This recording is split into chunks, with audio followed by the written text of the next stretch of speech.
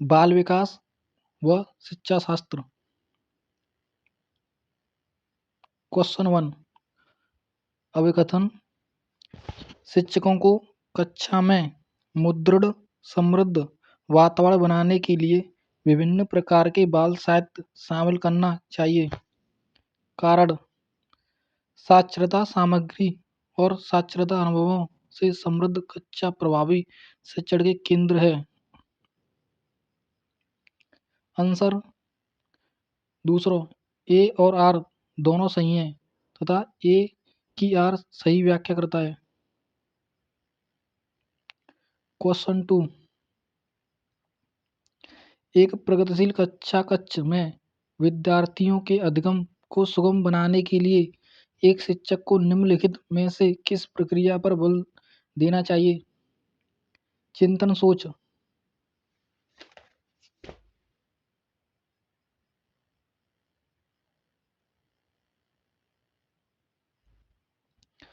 रमन जो कि कक्षा 4 का एक विद्यार्थी है एक प्रश्न को हल नहीं कर पा रहा है। यह देखकर रमन का शिक्षक उससे कहता है कि उसके मन में क्या चल रहा है वो उसे बोलकर इस प्रश्न को हल करने की कोशिश करे। इस तरह का मौखिकीकरण सहायक है क्योंकि भाषा सोचने की प्रक्रिया को सुगम बनाती है। तीसरा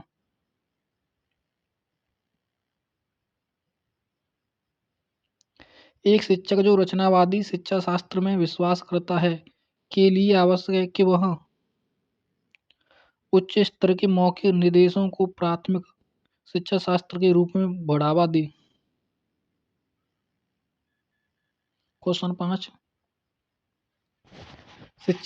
शिक्षार्थियों की सक्रिय संलग्नता का तात्पर्य है कि वह छात्र पूछताछ अन्वेषण और प्रश्न करें। क्वेश्चन 6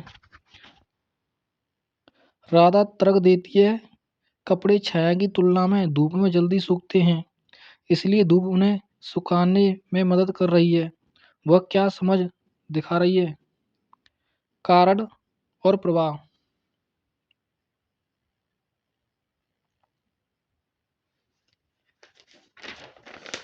क्वेश्चन 7 निम्नलिखित में से कौन सा आंतरिक अभिप्रेरणा का उदाहरण है? व्यक्तिगत आनंद के लिए कोई खेल खेलना। क्वेश्चन 8 अभिकथन रचनावादी शिक्षा शास्त्र में विश्वास रखने वाले शिक्षकों को बच्चों को ढेर सारी सामग्री उपलब्ध करानी चाहिए। कारण छोटे बच्चे अर्थपूर्ण सीखने के लिए केवल मौखिक निर्देश व व्याख्यान पर निर्भर होते हैं। ए सही है लेकिन आर गलत है। क्वेश्चन 9 साथियों और शिक्षकों के सामने कम योग्यता की उपस्थिति से बचना एक उदाहरण है। प्रदर्शन परिहार के लक्ष्य का। क्वेश्चन 10 कक्षा में आलोचनात्मक सोच को बढ़ावा देने के लिए निम्नलिखित में से कौन सा प्रभावी तरीका है?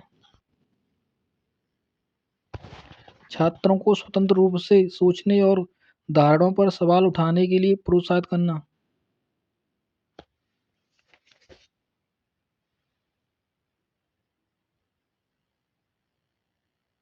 क्वेश्चन क्या है?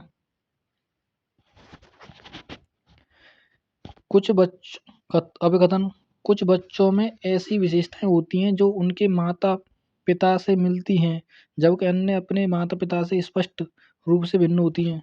कारण यह पता लगाना कि कोई विशेषता वंशानुक्रम या आनुवंशिकता के कारण कितनी है और पोषण या पर्यावरण के कारण कितनी एक जटिल मुद्दा है।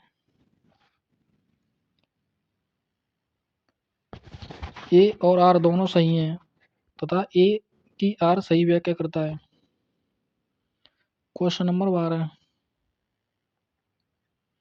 विकास के बारे में निम्नलिखित में से कौन सा कथन सही है? विकास बहुआयामी और बहुदिशात्मक होता है। क्वेश्चन 13। अभिकथन। समझने व बोलने की क्षमता मुंह और मस्तिष्क के शारीरिक विकास पर निर्भर करती है। कारण। संवेगात्मक विकास शारीरिक विकास से संबंधित है। ए सही है लेकिन आर गलत है। चौथा आंसर है। अधिकांश बच्चे 5-6 सुसंगत वाक्य कब बोल सकते हैं? 5 साल में।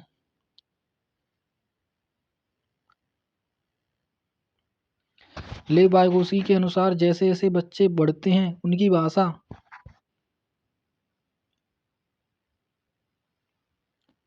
मौखिककरण से आंतरिक वाक की ओर विकसित होती है।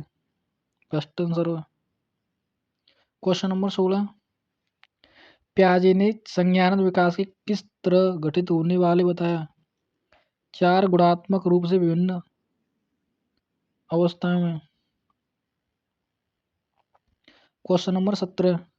रमा ने अपने भाई ताहिर के साथ मतलबी तरीके से व्यवहार किया।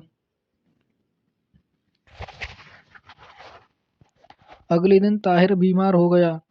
रमा ने निष्कर्ष निकाला कि उसने अपने भाई को बीमार कर दिया।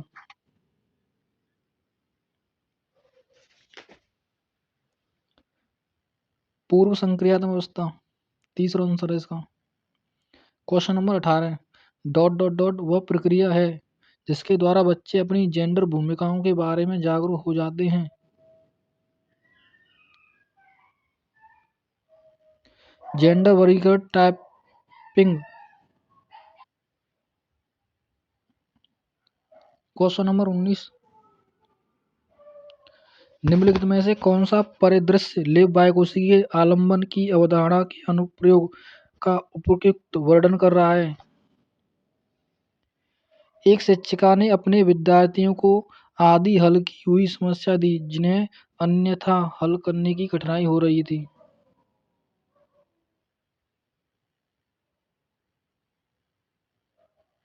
Question number 20। प्रगतिशील शिक्षा एक शैक्षिक दर्शन है जो डॉट डॉट डॉट पर जोर देती है।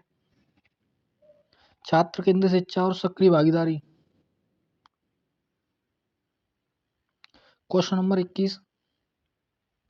निम्नलिखित में से कथनों में से पढ़िए। अभिकथन ए।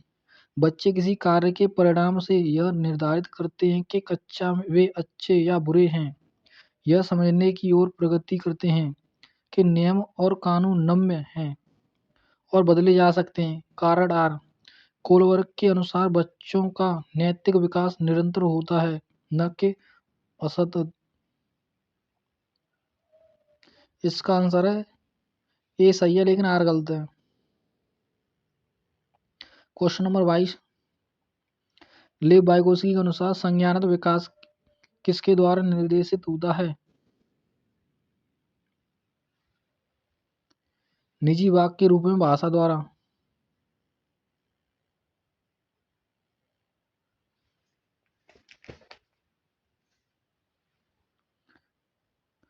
Question number 23।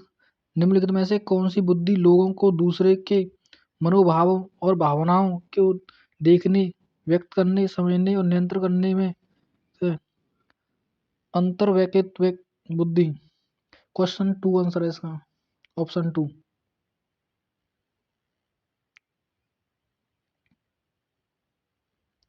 एक बच्चे का पहला अनुभव और साथ ही लड़की या लड़का होने का मतलब क्या है कि उपेक्षा किससे आती है? परिवार से। रचनात्मक मूल्यांकन की एक आवश्यक विशेषता है।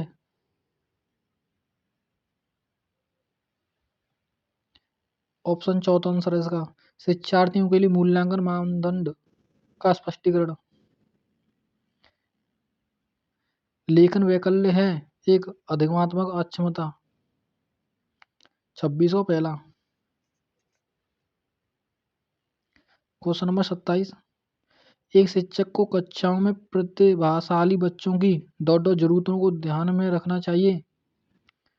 संज्ञानात्मक, सामाजिक और भावनात्मक। क्वेश्चन नंबर 28, सीखने सीखने की अक्षमता वाले छात्रों को पढ़ने के लिए निम्नलिखित में से कौन सा शैक्षिक दृष्टिकोण के उदाहरण हैं? फर्स्ट, बहुसंवेदी रणनीति का उपयोग। दूसरा, सीखने के मानकीकृत लक्ष्य, ये तो नेगेटिव वर्ड है।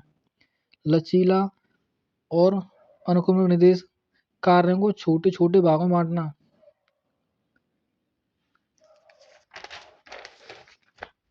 क्वेश्चन नंबर 28 का आंसर है चौथा, एक पहला और तीसरा चौथा।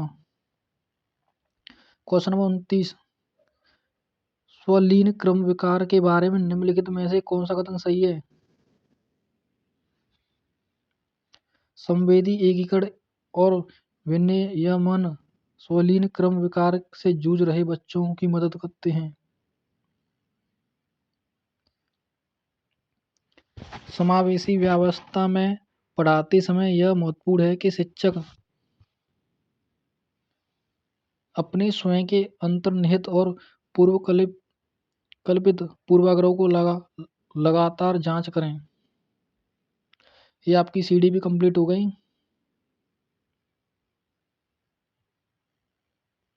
इसके बाद हम मैथ में डायरेक्ट आंसर बताते जा रहे हैं, आप मिलान कर लें अपने। क्वेश्चन